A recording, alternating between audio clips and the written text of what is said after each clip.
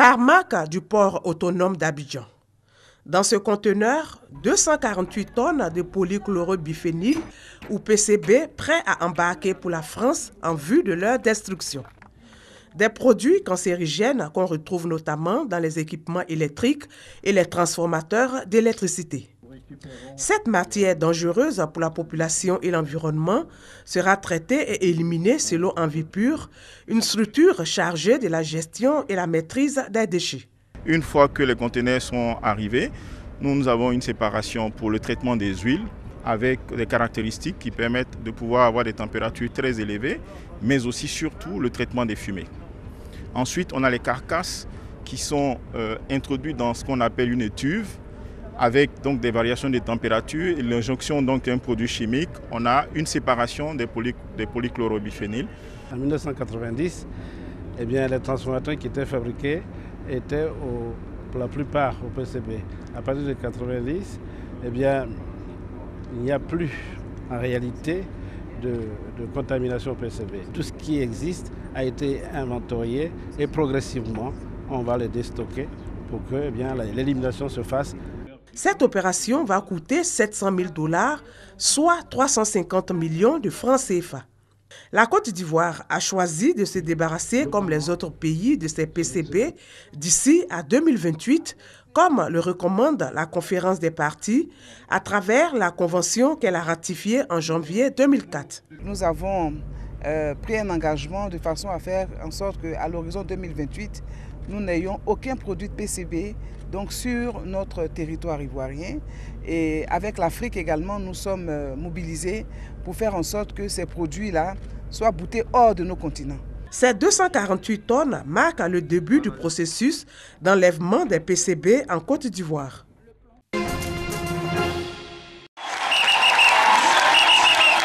Du bruit, des acclamations, des chants et danses, surtout le sourire sur tous les visages pour célébrer la vie. Parce que la vie, disent-ils, est plus qu'un trésor.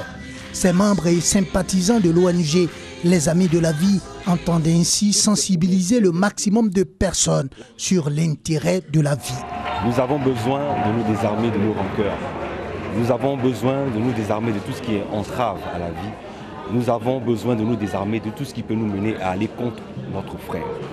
C'est un moment important qui nous paraît souvent inaperçu, mais ça marque une reconnaissance au Seigneur, une reconnaissance aux dons que nous avons reçus. Avant de déclarer officiellement ouverte cette journée mondiale de la vie, le ministre des Sports et des Loisirs, par ailleurs parrain de cette 9e édition de la journée mondiale de la vie, a engagé les Ivoiriens à plus de respect pour la vie en poursuivant les efforts de réconciliation nationale. Aujourd'hui, nous vivons souvent avec du superflu. Nous vivons avec des objets que nous gardons, on ne sait trop pourquoi.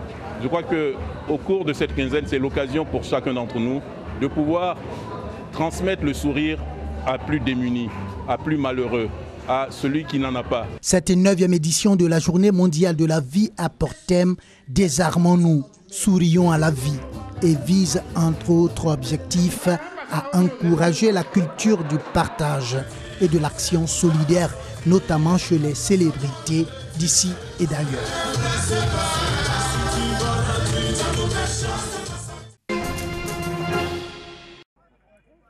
Du gibier braisé, plat imposé au menu de la 4e édition du concours régional de la meilleure cuisine du terroir de Gbeke, doté du prix Aloukouna. Les concurrentes venues de Djebounois, Brobo, Botro, Beomi et Sakassou s'activent pour présenter le menu sous la meilleure des facettes au jury. Après une compétition riche en couleurs et en parfums gastronomiques, c'est la commune de Djebounois qui remporte le premier prix. Du paolet braisé avec de l'éguisson. Les deux viandes sont recherchées. Je dis beaucoup à mes petites soeurs, mes filles, de faire toujours les maquis et bien préparer pour les clients. Une initiative de la direction régionale du tourisme de Gbeke pour valoriser les repas traditionnels qui peuvent être des attractions touristiques. La cuisine du terroir, ce qui constitue effectivement l'élément touristique que nous vendons, est en train de disparaître. Donc il faut faire en sorte que cette cuisine ne puisse pas disparaître, de sorte que les visiteurs qui viennent puissent découvrir cette cuisine. Les autorités présentes ont encouragé les initiateurs et les tenanciers de maquis de la région de Bequin à faire preuve d'originalité dans leur menu. Nous sommes avec le directeur régional du tourisme pour ce concours culinaire et je voudrais le féliciter. Le tourisme, c'est important. Nous, on oublie ça. Oh, c'est quelque chose qui est important dans un pays. Ça donne beaucoup. Et si les jeunes gens pensent à ça, c'est bon. Cette 4e édition du concours de cuisine de la région de Bequin a été placée sous la présidence de la ministre Maria Tokone, ministre de la Solidarité, de la Femme et de la Protection de l'Enfant.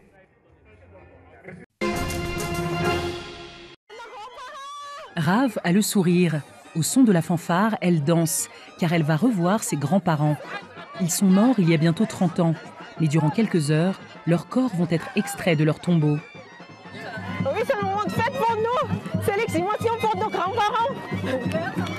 Cette coutume ancestrale malgache venue d'Asie est connue sous le nom de retournement des morts. Elle est l'occasion d'une grande fête, spectaculaire et très onéreuse, où l'on danse avec les morts, dont on change le linceul. C'est un moyen pour les vivants d'avoir un lien avec les morts. C'est comme un hommage au souvenir du mort. Même si les morts ne sont plus à leur côté, les vivants pensent toujours qu'ils ont froid et qu'ils ont besoin de couverture, et ils restent à leur côté jusqu'au soir. Isabelle est désarçonnée devant la dépouille de son enfant. Il est mort il y a 9 ans. Il n'en avait que 3. Je suis triste et heureuse en même temps. Triste quand je le regarde, décomposé. On ne sait plus si c'est un humain. Le retournement des morts, c'est aussi une des rares occasions de voir sa famille élargie et de demander la bénédiction aux ancêtres. Les Malgaches considèrent que les morts sont leurs messagers auprès de Dieu et qu'ils peuvent influer sur leur existence de vivants. Il y a vraiment eu une bénédiction. Auparavant, notre famille était démunie, un peu pauvre. Mais là, maintenant, tout le monde a retrouvé du travail. L'agriculture, ça marche maintenant. Tout fonctionne bien, même l'agriculture. Nous pouvons en vivre. Mais chaque année, des Malgaches meurent de la peste juste après la période du retournement des morts.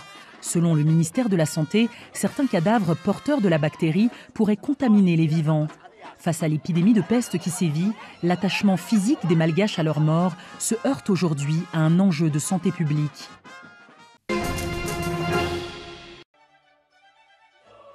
Nous sommes le 31 octobre 1992 au Vatican. À l'issue d'un long procès, la commission mise sur pied par Jean-Paul II réhabilite le savant Galilée.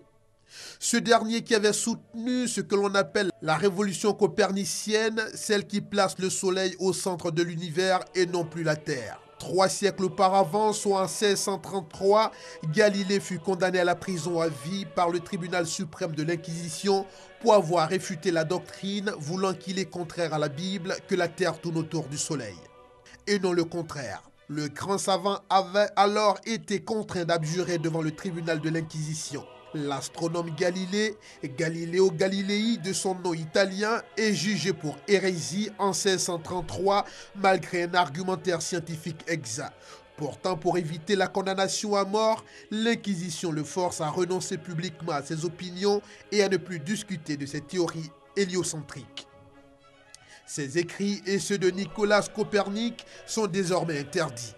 Galilée est condamné à la prison à vie en 1633. Pour échapper à la censure du Saint-Office, son deuxième chef-d'œuvre, Discours sur 2 sciences nouvelles, qui contient le fondement de la physique moderne, fut imprimé en Hollande en 1638, 4 ans avant sa mort. Le 31 octobre 1992, le Vatican, par la bouche du pape Jean-Paul II, réhabilite Galileo Galilei en arguant qu'une tragique incompréhension avait marqué son procès. Jean-Paul II prononce alors un discours devant l'Académie pontificale des sciences. L'affaire Galilée est à l'étude au Vatican depuis l'institution d'une commission d'enquête en 1981. Ce texte réconcilie la position de l'Église catholique avec les découvertes de Galilée. Il n'en a pas été ainsi pour Bruno Giordano, qui lui aussi s'était appuyé sur cette thèse opposée à la doctrine de l'Église. Les 2 hommes avaient été convaincus d'hérésie. Giordano Bruno fut brûlé vif au Campo de Fiori à Rome en février 1600. Galilée, lui, aura la vie sauve. Tous deux, pourtant, ont eu affaire au cardinal Berlamin, mandaté par le pape.